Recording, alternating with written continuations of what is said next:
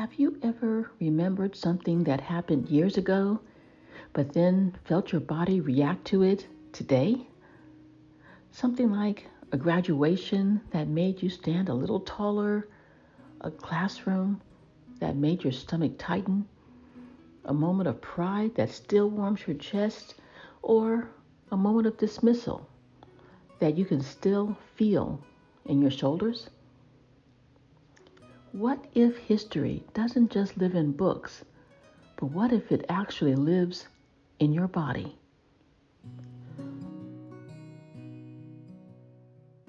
We are going to talk about that today because this is an important topic. Hey everyone, I'm Amma Robin, and you're listening to You Ain't Imagining This. Today's episode is a village story called The Body Remembers. I'm going to explain that in just a minute, but I want to mention that as we move through Black History Month together, I want us to remember that history isn't just something that we look back at. It isn't just something from the past. It is something that we carry in our posture, in our breath, in our vigilance, and in our joy. We don't always talk about how history lives inside of us, shaping how we move and breathe and respond today. But it does all of those things. Now, some of you have asked, what is a village story? A village story is an immersive story set in YAIT Town. Today, we're on the front porch, where everyday life unfolds slowly through conversation, through food, memory, community. It's fictional, but it reflects real experiences. And after the story, I'll return for a beyond the story reflection. And that's where we will gently unpack what this means for history, especially Black history, to live in our bodies. This is a trauma-aware episode. We do discuss racism, surveillance, police violence, and moments that may feel sensitive or triggering. If you're feeling vulnerable today, you are absolutely allowed, of course, to skip this episode. Or you can listen slowly, in a safe space, maybe with someone you trust, someone that feels safe to you. You can pause, you can breathe, you can take a breath. If you choose to stay, please come as you are. Take what you need and leave what you don't. If this episode resonates with you, you are always welcome and encouraged to like, share, or leave a comment. It helps this work reach others who may need it. You are always welcome here. Let's head to the front porch.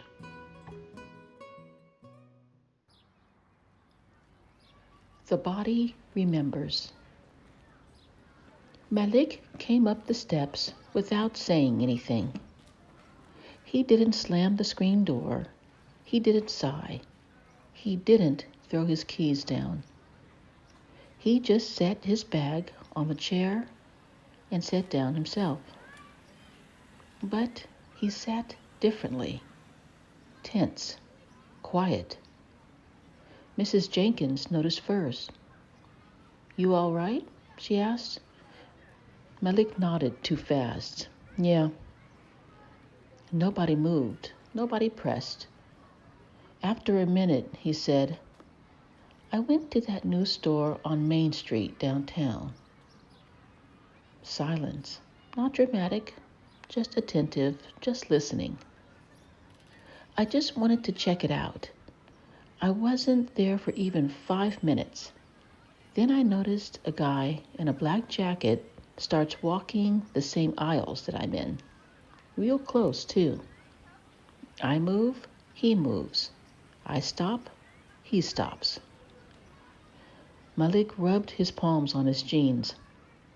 I turned to him and asked if he wanted something.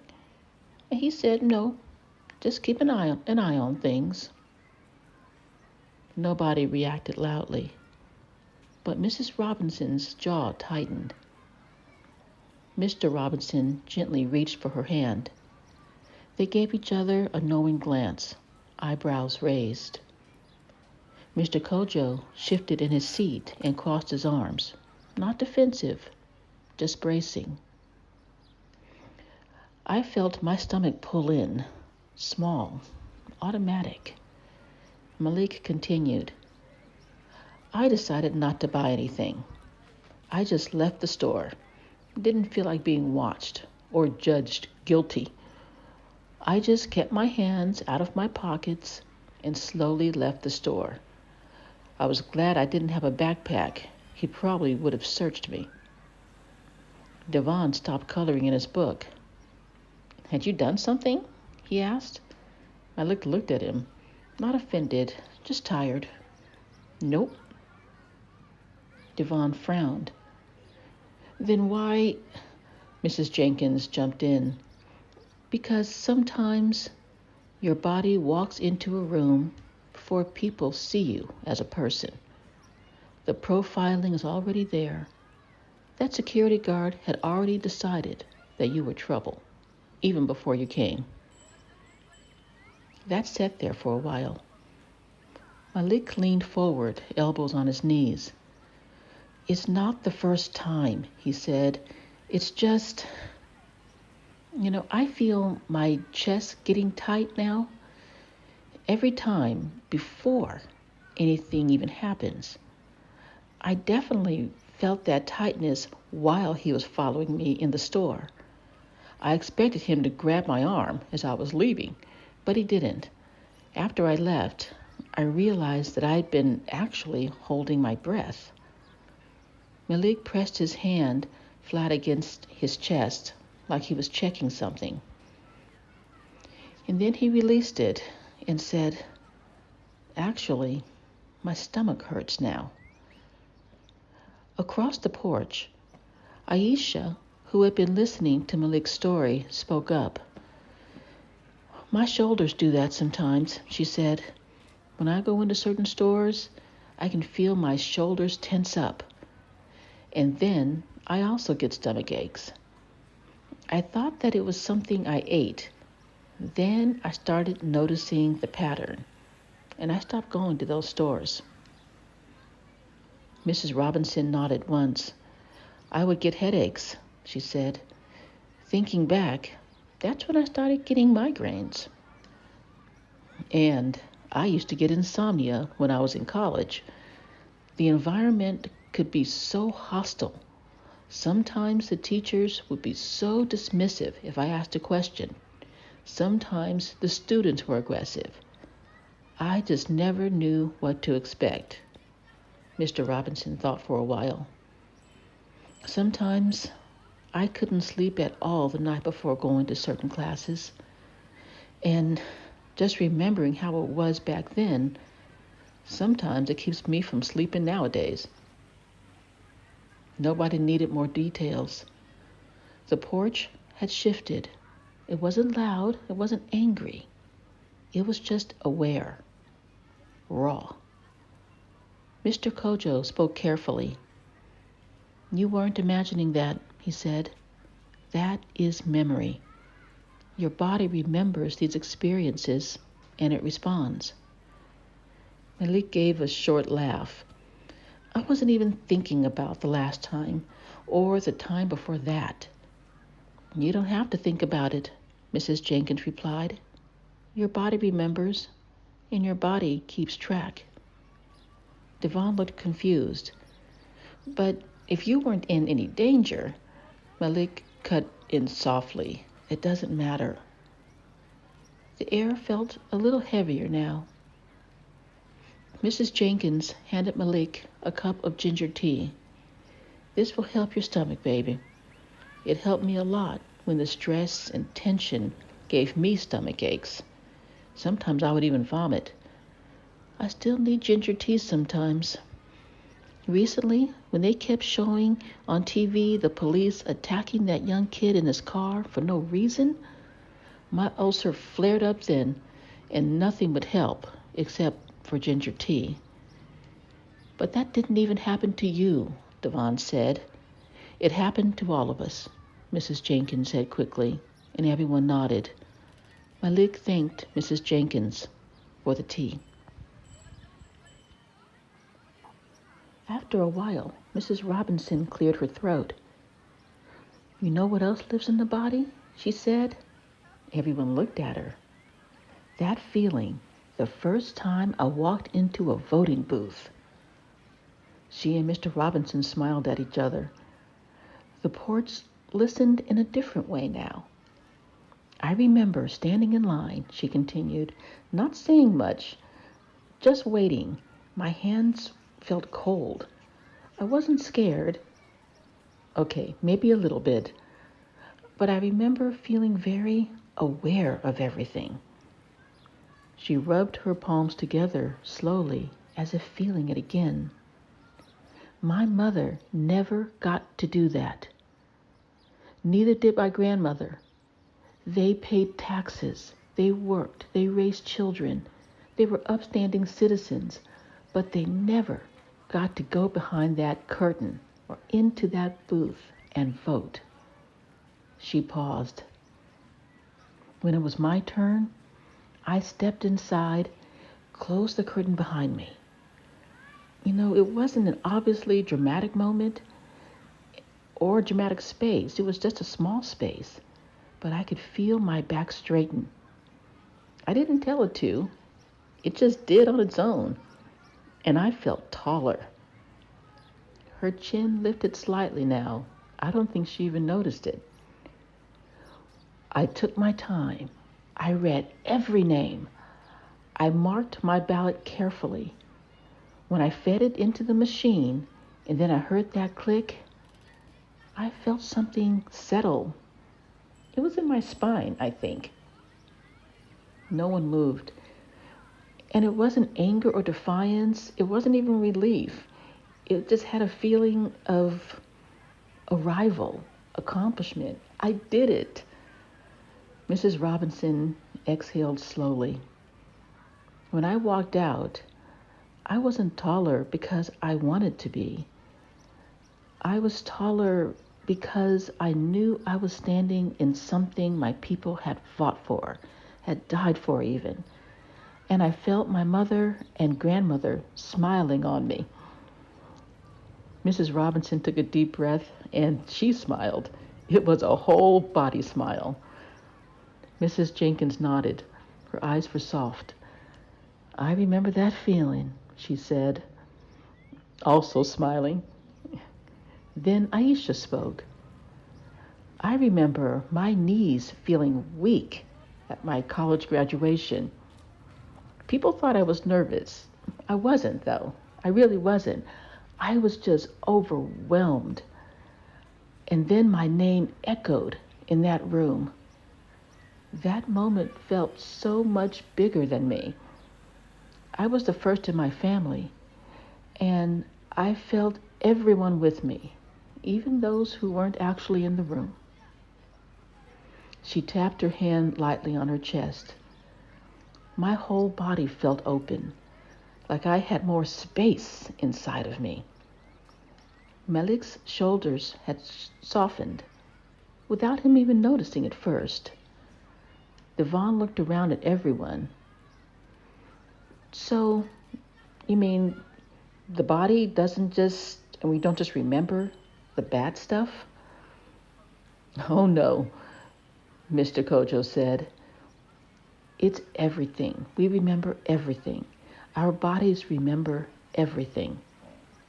And our history is not just the bad stuff. Then he tapped his own chest lightly and rubbed his shoulders. It's the guarding, the bracing. Those are real. It's also the pride, the rhythm, resilience, joy, and this is important, the love. Devon pressed his palm to his chest. So history really lives in here, he said. Oh yes, I said. in different parts of the body. It's in the breath, Mrs. Jenkins added. In the shoulders, Aisha said. In the spine, Mr. Kojo finished. And in what you do next, Mr. Robinson said softly. The porch held that for a moment. Malik looked down at his hands. My chest felt tight in that store, he said. But it's not tight now. No, Mrs. Jenkins said, smiling. Because you brought it home. He let that sit. We all did. Mrs. Robinson leaned back in her chair, held her husband's hand. The same body that tightens in a store, she said carefully, can also stand tall in a voting booth. Nobody rushed to agree. We didn't have to. We all understood. And it doesn't forget either one, Mr. Kojo added. The body carries both, and that's how it keeps you steady. A soft breeze moved across the porch, not dramatic, just enough to lift the edge of the tablecloth. It felt soothing at just the right moment. Aisha began humming without announcing it. Low, familiar, not a performance, just something she often did when she was in deep thought. After a second, Mrs. Jenkins joined her. Same key, also soft. It wasn't a song anyone had to name. Malik's foot started tapping against the floorboards. Devon tried to hum too. He missed a note. He tried again. No one corrected him. Mrs. Robinson smiled. That's in you too, she said. The humming continued. It didn't rise. It just rested there, steady and warm. The porch was not erasing Malik's experience at the store. It wasn't pretending pride erased pain. It was holding both, the tightening and the tension, the standing tall, the memory, and the knowing. I hadn't spoken a lot today. I felt immersed in the different energies of the porch. Those were enough for me to take in. And I definitely understood that we don't only feel those things when they're happening. They can be felt just by remembering them, or even by witnessing them. The body doesn't separate the past from the present so easily, and it doesn't separate us from others so easily either. I really understood that the same body that tightened in the store could stand tall in a voting booth, and at graduation, and on the front porch. And our bodies will remember all of it, long after the moment has passed, and you ain't imagining this. So, this is where the story ends, but not the conversation. I'd like to sit with this for a little bit longer, and I'd like to sit with you for a little bit longer. So now, let's go beyond the story. First of all, I want to say Asante Sana. Thank you so much for listening to the story and for sticking around for this reflection. This is just as important, and I'm so glad that we're doing this together. Do you remember that scene in Sinners when Annie and Smoke met again after all those years?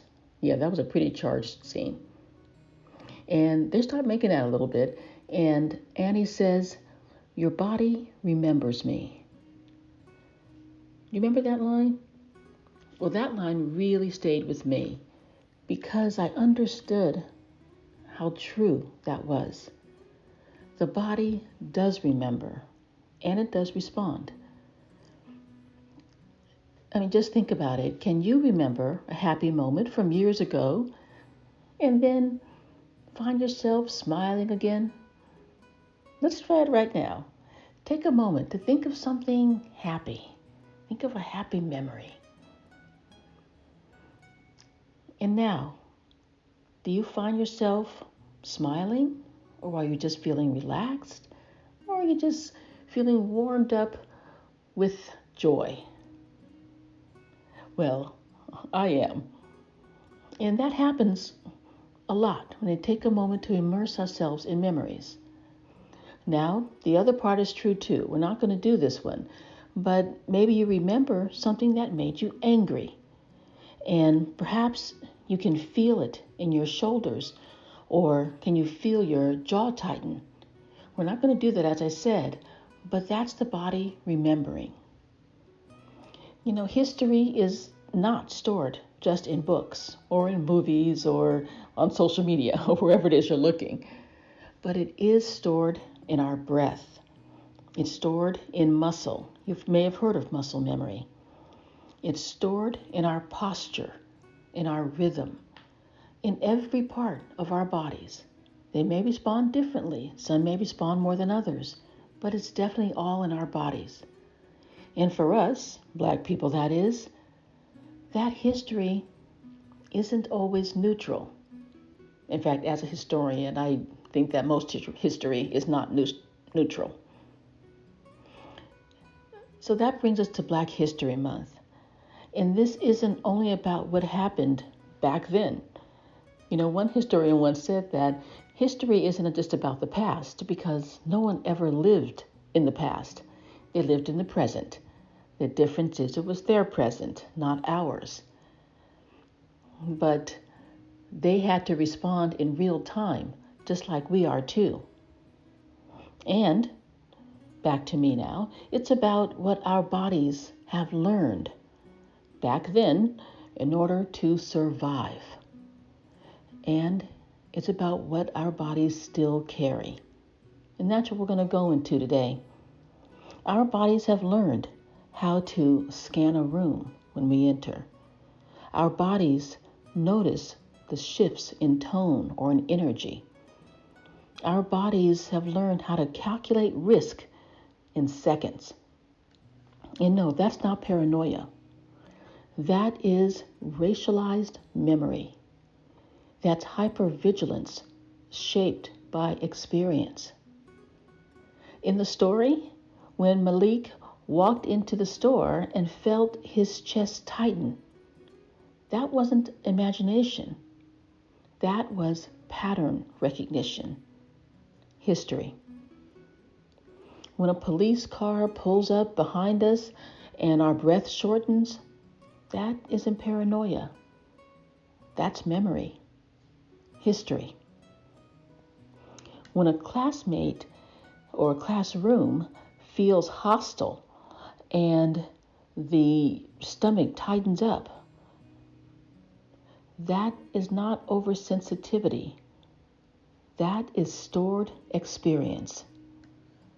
And here's where racism deepens the wound. It always takes it to another level of evil.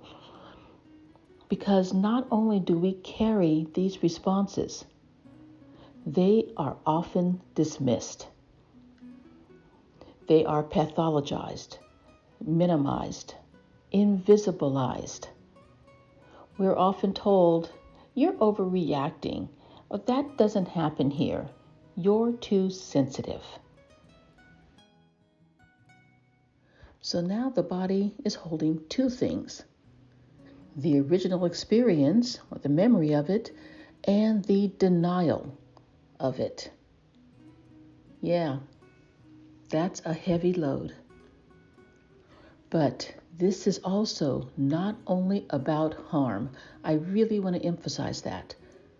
The body also remembers brilliance, excellence, joy, peace. It remembers the pride of graduation.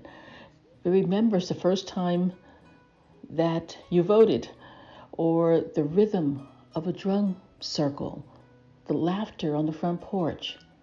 The feeling of being fully understood without explanation. Our bodies remember standing taller in a room where you feel that sense of belonging.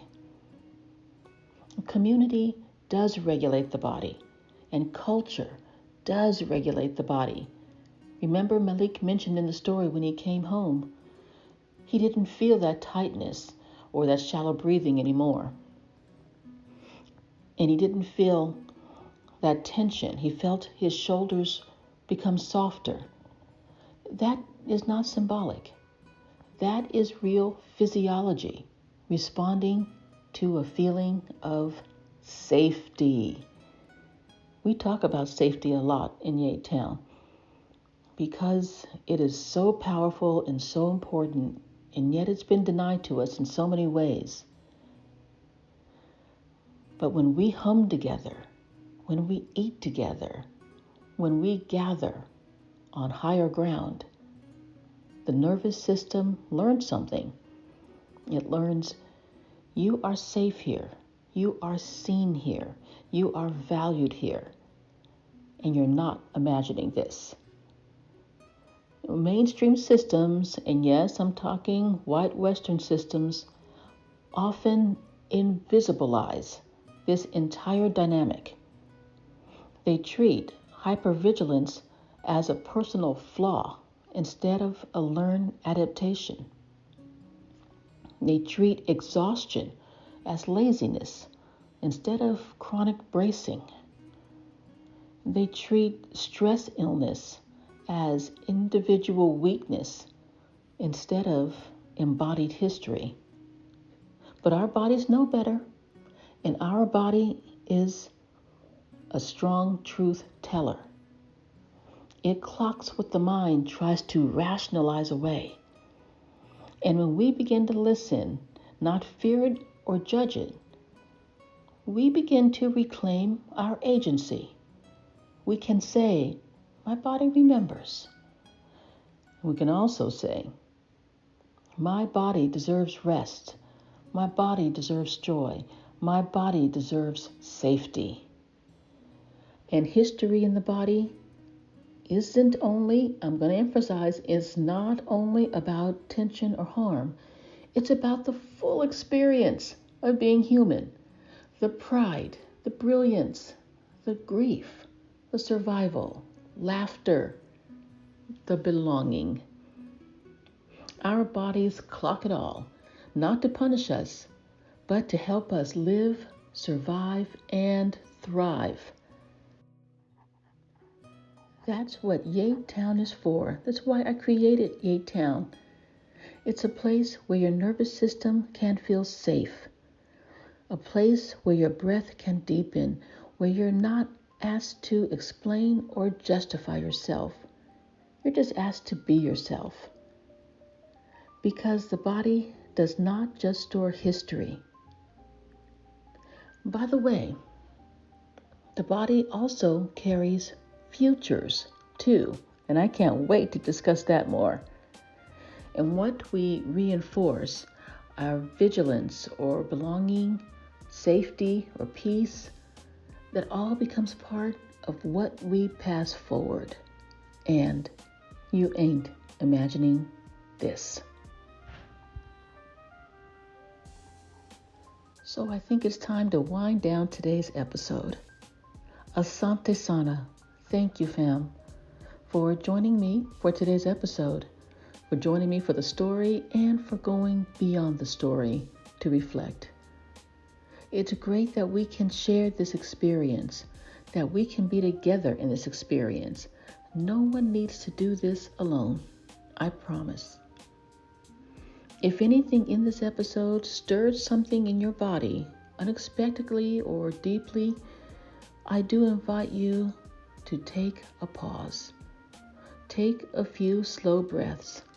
Sit somewhere steady. Do something small that helps you to feel safe and supported. That's just what I'm about to do after I finish here. And please remember that you're not alone in what you carry. And if this episode resonated, you're welcome to like, share, or leave a comment. It helps this work reach people who need it. And we can do all of this together, because we're going to keep discussing and even practicing safety, joy, community, and gathering on higher ground. I'm Amma Robin on the front porch today. You are always welcome here. You always belong in YAIT Town, and you ain't imagining this. Ashe, family.